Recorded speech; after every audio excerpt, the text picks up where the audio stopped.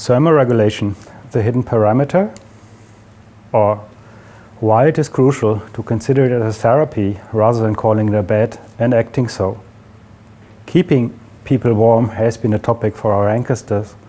They used radiant heat from fires, they used conductive heat from heated stones. And actually, there's nothing new. Since 1878, if you look at a prototype of an incubator, just the same as today, warmed water, a baby above.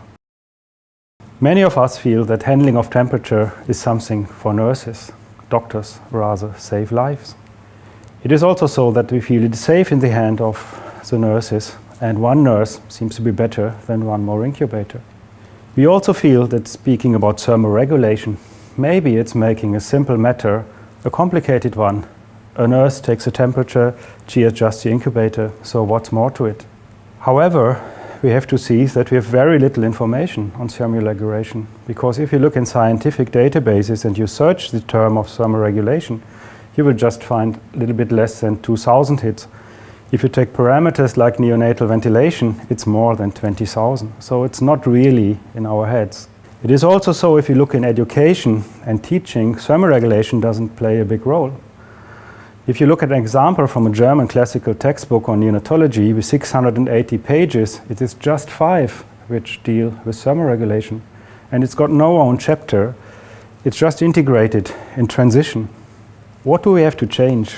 One thing, of course, that probably we have to identify experts on thermoregulation also on the scientific side.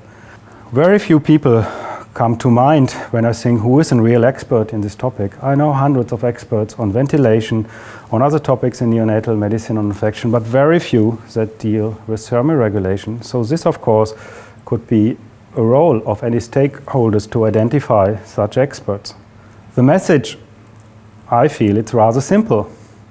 Energy used to regulate the own body temperature is not available for weight gain, it's not available for organ growth, especially for the brain, and it's not available for well-being of the patient, of the baby. So certainly we should deal with this matter. My conclusion is you should make thermoregulation a more attractive, a more sexy topic. You should also make it more visible, both in terms of the device itself, but as I said, also in science and also in teaching.